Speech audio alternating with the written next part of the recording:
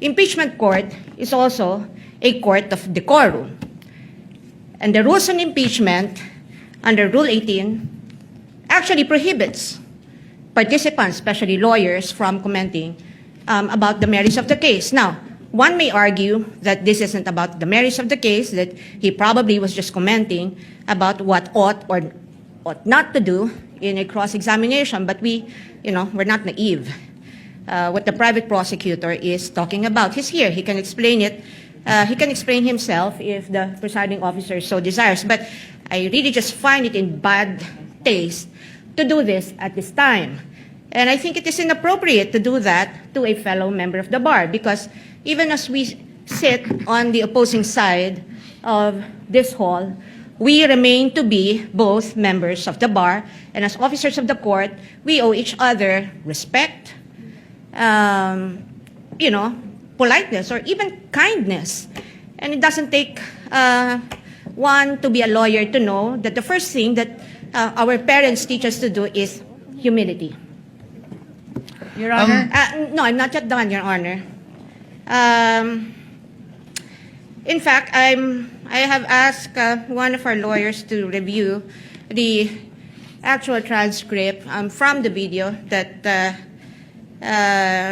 transpired between the prosecutor and Attorney Ferrer, and it would seem that in the heat of the exchange, or in the passionate exchange of the arguments between the prosecutor and Attorney Ferrer was not even actually referring to misleading questions as allowed, as implied in the social media post of Attorney Ligutan. In fact, it's here. The court can confirm this from a replay of the video.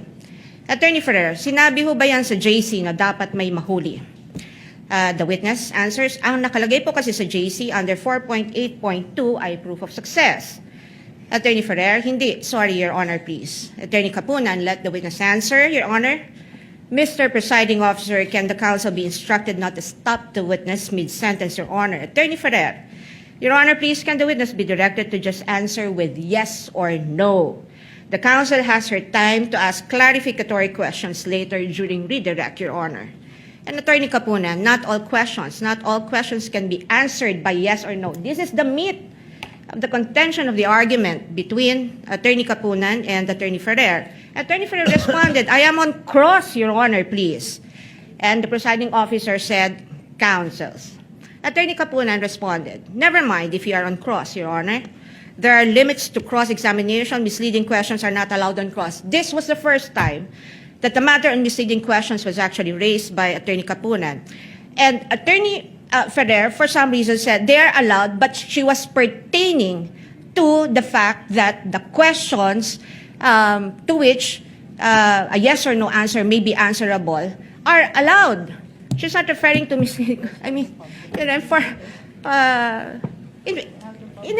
Attorney Ferrer was only saying that leading questions are allowed on cross-examination, not misleading questions, and yet we have a private prosecutor immediately taking to social media and posting this, implying something against the defense counsel. We will not have this.